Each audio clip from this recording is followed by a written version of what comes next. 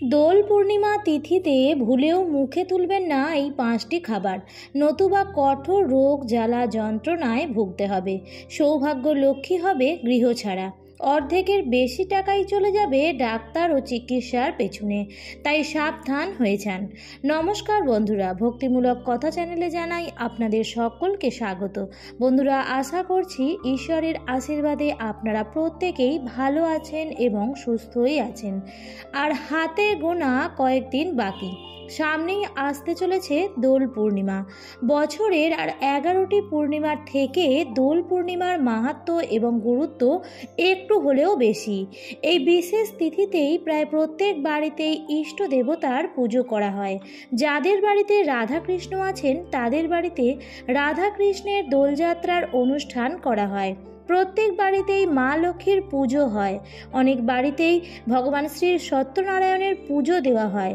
তাই এই দিনটি পূজা অর্চনার মধ্যে দিয়েই কাটানো হয়।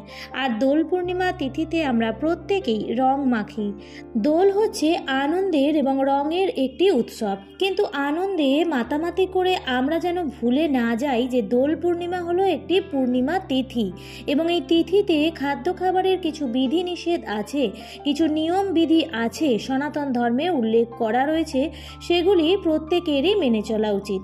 আজকের ভিডিওটিতে আমি আপনাদের সঙ্গে শেয়ার করব দোল পূর্ণিমা তিথিতে আপনি যতই আনন্দ করুন না কেন, ভুল করেও কিন্তু মুখে তুলবেন না এই 5টি খাবার। এর ফলে সারা বছর রোগ জ্বালা যন্ত্রণায় ভুগতে হতে পারে।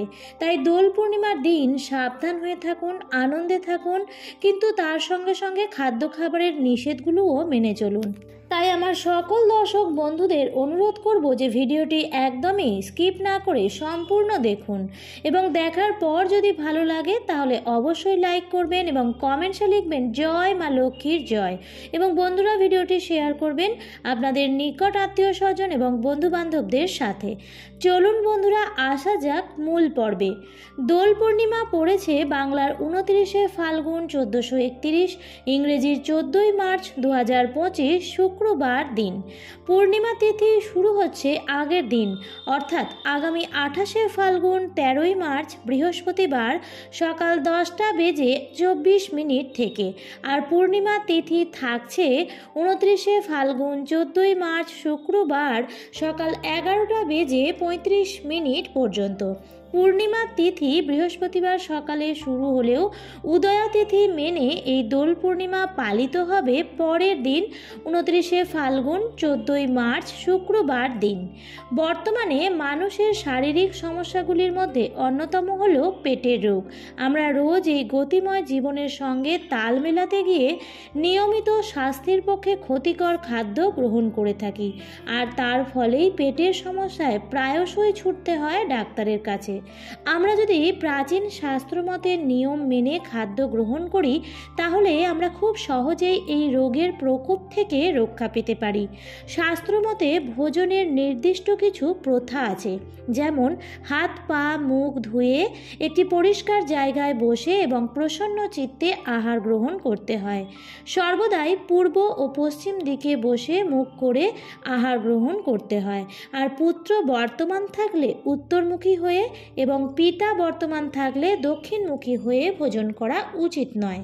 তিথি হিসেবেও খাদ্য খাবারের বিধি নিষেধ আছে, যেমন প্রতিপদ তিথিতে চাল কুমড়ো খেতে নেই, অর্থহীন হয়। তৃতীয়াতে পটল খেতে নেই, চতুর্থীতে মূলো খেতে নেই। শাস্ত্রমতে অতিরিক্ত ভোজন সর্বদাই নিষিদ্ধ, তাই পেটে সামান্য জায়গা রেখেই খাবার গ্রহণ করবেন। কখনোই যানবাহনে, শ্মশানে, দেবালয়ে শুয়ে দাঁড়িয়ে চলতে চলতে খাবার গ্রহণ করা উচিত নয়। ভেজা কাপড়ে, ভেজা মাথায়, খুব সকালে ও সন্ধ্যায় জুতো পরে বা চর্ম আসন অর্থাৎ চামড়ার আসনে বসে আহার করা উচিত নয়। খাবার পাত্রে একটু উচ্ছিষ্ট রেখেই পাত্র ত্যাগ করতে হয়, কিন্তু জল, ঘি, দুধ, দই, মধু, ছাতু ও শাক নিজেরটা নিজেকেই গ্রহণ করতে হয়। উচ্ছিষ্ট রাখতে নেই। খাদ্য খাবারের এই নিয়মবিধি নিষেধগুলো আছে, এগুলো প্রতিদিনই মানার চেষ্টা করুন। এবার আমি আপনাদের বলে দেব বিশেষ করে দোল পূর্ণিমা তিথিতে কোন কোন খাবার আপনারা খাবেন না। প্রথম যে খাবারটি আপনারা ভুলেও মুখে তুলবেন না এবং কাউকে দেবেনও না, সেটি হচ্ছে আমিষ জাতীয় খাবার। কাউকে দেবেন না বন্ধুরা, এই কথাটি এই জন্য বললাম যে দোল পূর্ণিমার দিনে আমরা অনেক সময় ভালো মন্দ রান্না করি এবং সেটি আমাদের আত্মীয় স্বজন বা পাড়া প্রতিবেশীকে দিয়ে থাকি। কিন্তু বন্ধুরা, আমিষ জাতীয় খাবার যেমন মাছ, মাংস, ডিম, পেঁয়াজ, রসুন ইত্যাদি এই ধরনের খাবার আপনারা যেমন দোল পূর্ণিমার দিন খাবেন না, তেমনি কাউকে দেবেনও না। বন্ধুরা, পেঁয়াজ রসুনও কিন্তু আমিষ জাতীয় খাবারের মধ্যেই আসে। পূর্ণিমা তিথিতে এবং অমাবস্যা তিথিতে এই আমিষ জাতীয় খাবার কিন্তু একেবারেই বর্জনীয়। তাই এগুলি গ্রহণ করলে ভাগ্যে কিন্তু চরম বিপর্যয় নেমে আসে। তাই সাবধান হয়ে যান। বিশেষ করে পূর্ণিমা তিথি এবং দোল পূর্ণিমা তিথিটি একটি অত্যন্ত পুণ্যতিথি।